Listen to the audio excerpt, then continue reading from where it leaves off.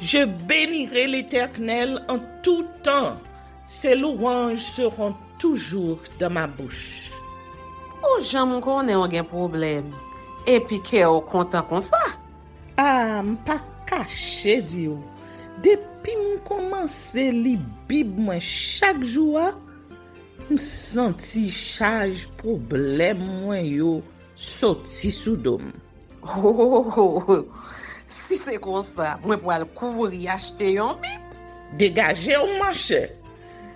Mais en attendant, ou qu'attendez Radio Télévision d'Espoir? Radio Vision d'Espoir? Oh, moi t'attendais une annonce comme ça, oui. Mais qui ça a te dit? Lecture de la Bible en un an. Une émission qui vous accompagne à la découverte des trésors cachés de la parole de Dieu sur Radio Télévision d'Espoir. Chaque jour de 11h à 11h30 du matin, excepté mercredi 5h30, 6h de l'après-midi, samedi 7h30, 8h du matin, avec les sœurs Chantal Saint-Hubert, Claude Louis Orisma et votre servante Maudeline Maurice Hilaire.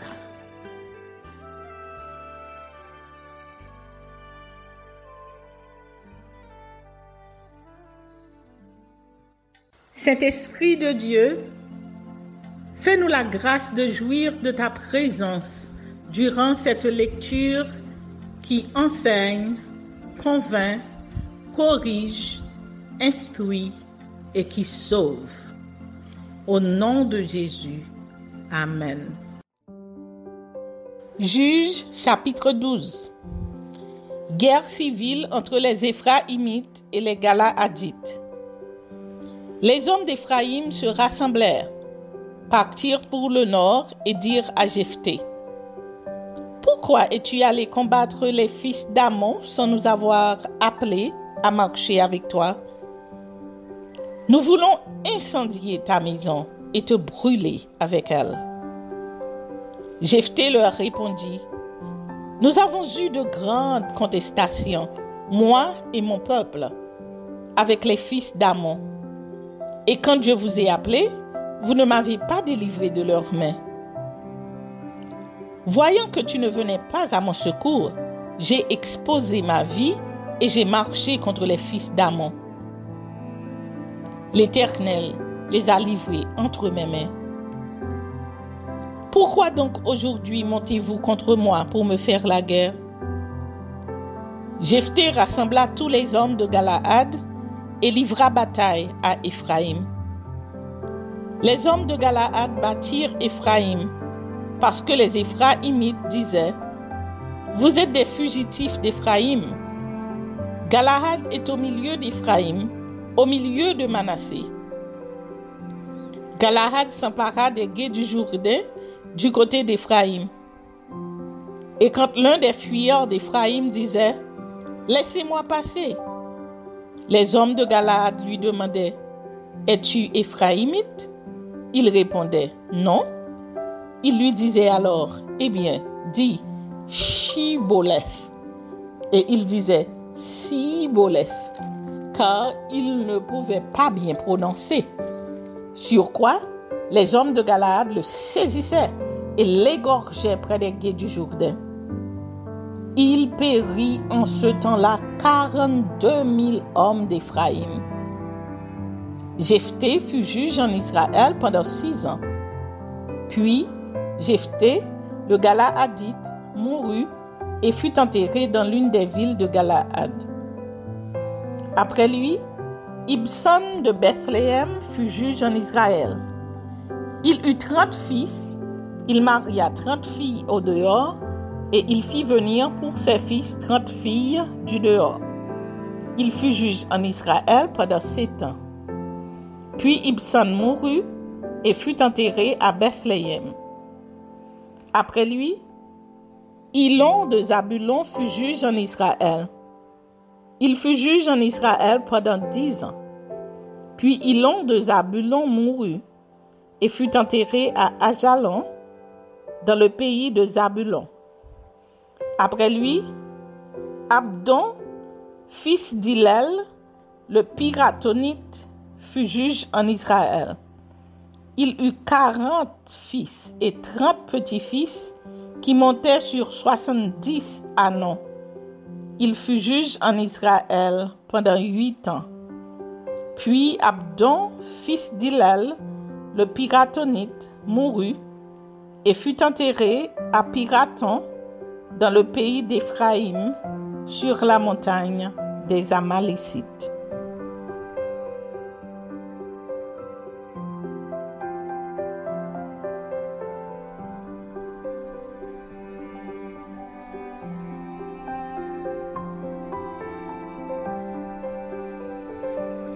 Juge, chapitre 13. Samson, juge en Israël.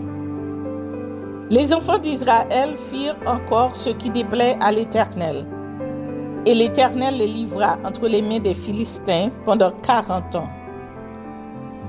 Il y avait un homme de Tsoréa, de la famille des Danites, et qui s'appelait Manoach. Sa femme était stérile et n'enfantait pas. Un ange de l'Éternel apparut à la femme et lui dit: « Voici, tu es stérile et tu n'as point d'enfant. Tu deviendras enceinte et tu enfanteras un fils. Maintenant, prends bien garde, ne bois ni vin, ni liqueur forte et ne mange rien d'impur. Car tu vas devenir enceinte et tu enfanteras un fils. Le rasoir ne passera point sur sa tête, parce que cet enfant sera consacré à Dieu dès le ventre de sa mère. Et ce sera lui qui commencera à délivrer Israël de la main des Philistins. » La femme alla dire à son mari: « Un homme de Dieu est venu vers moi, et il avait l'aspect d'un ange de Dieu, un aspect redoutable.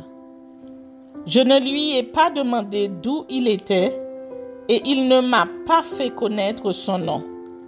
Mais il m'a dit: Tu vas devenir enceinte, et tu enfanteras un fils, et maintenant, ne bois ni vin, ni liqueur forte, et ne mange rien d'impur, parce que cet enfant sera consacré à Dieu dès le ventre de sa mère, jusqu'au jour de sa mort. »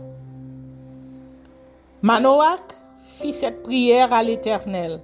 « Ah, Seigneur, que l'homme de Dieu que tu as envoyé vienne encore vers nous et qu'il nous enseigne ce que nous devons faire pour l'enfant qui naîtra. » Dieu exauça la prière de Manoach, et l'ange de Dieu vint encore vers la femme. Elle était assise dans un champ, et Manoach, son mari, n'était pas avec elle. Elle courut promptement donner cette nouvelle à son mari et lui dit: « Voici l'homme qui était venu l'autre jour vers moi m'est apparu. » Manoach se leva, suivit sa femme, alla vers l'homme et lui dit: « Est-ce toi qui as parlé à cette femme? » Il répondit: « C'est moi. » Manoach dit: « Maintenant, si ta parole s'accomplit, que faudra-t-il observer à l'égard de l'enfant, et qui aura-t-il à faire? » L'ange de l'Éternel répondit à Manoach: « La femme s'abstiendra de tout ce que je lui ai dit. Elle ne goûtera d'aucun produit de la vigne, elle ne boira ni vin ni liqueur forte, et elle ne mangera rien d'impur. Elle observera tout ce que je lui ai prescrit. » Manoach dit à l'ange de l'Éternel: « Permets-nous de te retenir et de t'apprêter un chevau. » L'ange de l'Éternel répondit à Manoach: « Quand tu me retiendrais, je ne mangerai pas de ton mets. Mais si tu veux faire un holocauste, tu l'offriras à l'Éternel. » Manoach ne savait point que ce fut un ange de l'Éternel. Et Manoach dit à l'ange de l'Éternel: « Quel est ton nom? » afin que nous te rendions gloire quand ta parole s'accomplira. L'ange de l'Éternel lui répondit, « Pourquoi demandes-tu mon nom? Il est merveilleux. » Manoach prit le chevreau et l'offrande et fit un sacrifice à l'Éternel sur le rocher. Il s'opéra un prodige pendant que Manoach et sa femme regardaient. Comme la flamme montait de dessus l'autel vers le ciel, l'ange de l'Éternel monta dans la flamme de l'autel. À cette vue, Manoach et sa femme tombèrent la face contre terre. L'ange de l'Éternel n'apparut plus à Manoach et à sa femme. Alors Manoach comprit que c'était l'ange de l'Éternel. Et il dit à sa femme, « Nous allons mourir, car nous avons vu Dieu. » Sa femme lui répondit, « Si l'Éternel eût voulu nous faire mourir, il n'aurait pas pris de nos mains l'holocauste et l'offrande. Il ne nous aurait pas fait voir tout cela, et il ne nous aurait pas maintenant fait entendre pareille chose. » Sa naissance. La femme enfanta un fils et lui donna le nom de Samson.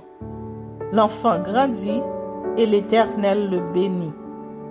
Et l'esprit de l'Éternel commença à l'agiter à Machanédam, entre Tsoréa et Eshtaol.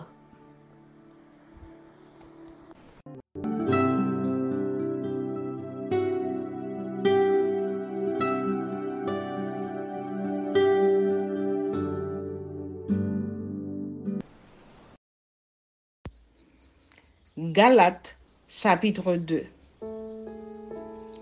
14 ans après, je montai de nouveau à Jérusalem avec Barnabas, ayant aussi pris Tite avec moi, et ce fut d'après une révélation que j'y montai. Je leur exposai l'évangile que je prêche parmi les païens. Je l'exposai en particulier à ceux qui sont les plus considérés, afin de ne pas courir ou avoir couru en vain. Mais Tite, qui était avec moi et qui était grec, ne fut pas même contraint de se faire circoncire. Et cela à cause des faux frères qui s'étaient furtivement introduits et glissés parmi nous pour épier la liberté que nous avons en Jésus-Christ avec l'intention de nous asservir. Nous ne leur cédâmes pas un instant et nous résistâmes à leurs exigences afin que la vérité de l'Évangile fût maintenue parmi vous. Ceux qui sont les plus considérés, quels qu'ils aient été jadis, cela ne m'importe pas. Dieu ne fait point exception de personne. Ceux qui sont les plus considérés ne m'imposèrent rien. Au contraire, voyant que l'Évangile m'avait été confié pour les incirconcis, comme à Pierre pour les circoncis, car celui qui a fait de Pierre l'apôtre des circoncis a aussi fait de moi l'apôtre des païens. Et ayant reconnu la grâce qui m'avait été accordée, Jacques, Céphas et Jean, qui sont regardés comme des colonnes, me donnèrent à moi et à Barnabas la main d'association, afin que nous allassions, nous, vers les païens et eux vers les circoncis. Ils nous recommandèrent seulement de nous souvenir des pauvres, ce que j'ai bien eu soin de faire. Mais lorsque Céphas vint à Antioche, je lui résistai en face parce qu'il était irrépréhensible. En effet, avant l'arrivée de quelques personnes envoyées par Jacques, il mangeait avec les païens. Et quand elles furent venues, il s'esquiva et se tint à l'écart par crainte des circoncis. Avec lui, les autres Juifs usèrent aussi de dissimulation, en sorte que Barnabas même fut entraîné par leur hypocrisie.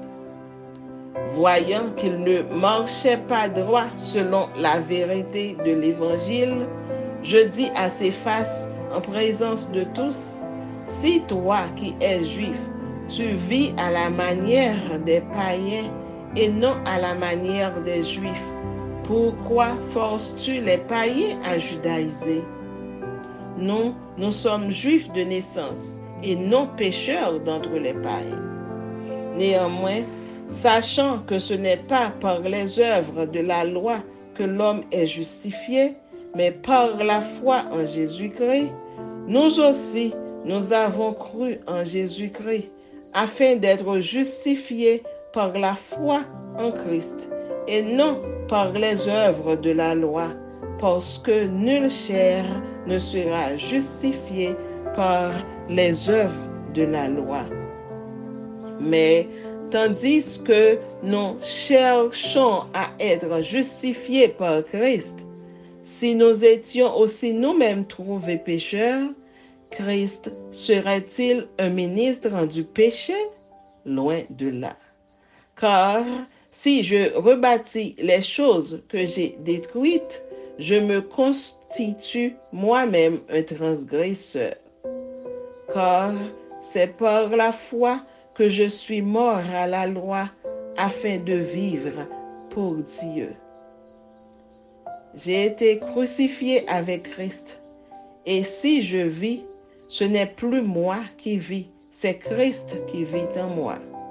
Si je vis maintenant dans la chair, je vis dans la foi au Fils de Dieu, qui m'a aimé et qui s'est livré lui-même pour moi. Il ne rejette pas la grâce de Dieu, car si la justice s'obtient par la foi, par la loi, Christ est donc mort en vain.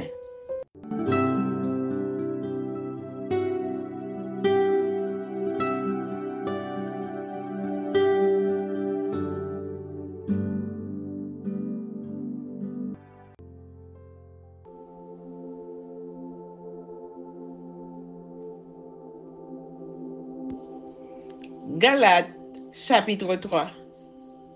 La loi et la foi. La loi est impuissante pour assurer le salut. Elle doit conduire à la foi. La foi affranchie de la loi, elle procure la liberté évangélique. Ô Galates, dépourvus de sens, qui vous a fasciné, vous, aux yeux de qui Jésus-Christ a été peint comme crucifié? Voici seulement ce que je veux apprendre de vous. Est-ce par les œuvres de la loi que vous avez reçu l'Esprit ou par la prédication de la foi? Êtes-vous tellement dépourvus de sens? Après avoir commencé par l'Esprit, voulez-vous maintenant finir par la chair? Avez-vous tant souffert en vain? Si toutefois c'est en vain. Celui qui vous accorde l'Esprit et qui opère des miracles parmi vous, le fait-il donc par les œuvres de la loi ou par la prédication de la foi? Comme Abraham crut à Dieu et que cela lui fut imputé à justice, reconnaissez donc que ce sont ceux qui ont la foi qui sont fils d'Abraham. Aussi, l'Écriture, prévoyant que Dieu justifierait les païens par la foi, a d'avance annoncé cette bonne nouvelle à Abraham. Toutes les nations seront bénies en toi. De sorte que ceux qui croient sont bénis avec Abraham, le croyant. Car tous ceux qui s'attachent aux œuvres de la loi sont sous la malédiction. Car il est écrit, maudit est quiconque n'observe pas tout ce qui est prescrit dans le livre de la loi et ne le met pas en pratique. Et que nul ne soit justifié devant Dieu par la loi, cela est évident, puisqu'il est dit, le juste vivra par la foi. Or, la loi ne procède pas de la foi, mais elle dit, celui qui mettra ces choses en pratique vivra par elles. Christ nous a rachetés de la malédiction de la loi, étant devenu malédiction pour nous, car il est écrit, « Maudit est quiconque est pendu au bois », afin que la bénédiction d'Abraham eût pour les païens son accomplissement en Jésus-Christ, et que nous reçussions par la foi l'Esprit qui avait été promis. Frères, je parle à la manière des hommes. Une disposition en bonne forme, bien que faite par un homme, n'est annulée par personne et personne n'y ajoute. Or, les promesses ont été faites à Abraham et à sa postérité. Il n'est pas dit « et aux postérités » comme s'il s'agissait de plusieurs, mais en tant qu'il s'agit d'une seule, et à ta postérité, c'est-à-dire à Christ. Voici ce que j'entends, une disposition que Dieu a confirmée antérieurement ne peut pas être annulée, et ainsi la promesse rendue vaine par la loi survenue 430 ans plus tard. Car si l'héritage venait de la loi, il ne viendrait plus de la promesse. Or, c'est par la promesse que Dieu a fait à Abraham ce don de sa grâce. Pourquoi donc la loi? Elle a été donnée ensuite à cause des transgressions, jusqu'à ce que vint la postérité à qui la promesse avait été faite. Elle a été promulguée par des anges au moyen d'un médiateur. Or, le médiateur n'est pas médiateur d'un seul, tandis que Dieu est un seul. La loi est-elle donc contre les promesses de Dieu? Loin de là. S'il eût été donné une loi qui pût procurer la vie, la justice viendrait réellement de la loi.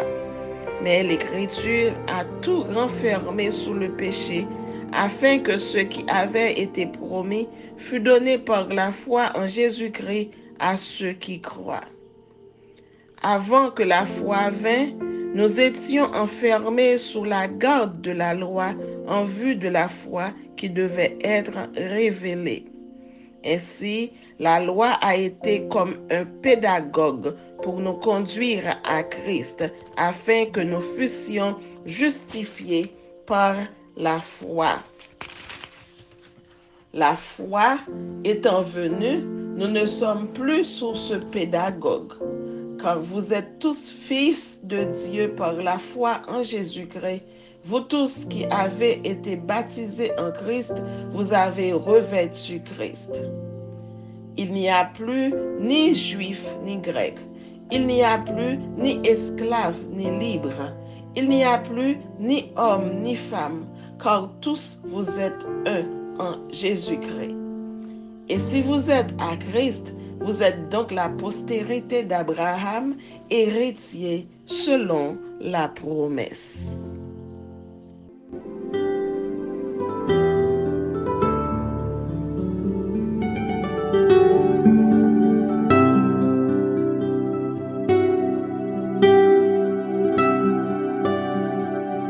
Merci Seigneur de nous donner le discernement dans la lecture de ta parole, que nous y prêtions attention afin d'appliquer notre cœur à la sagesse. Amen. Que celui qui a des oreilles pour entendre, entende, et que celui qui lit fasse attention.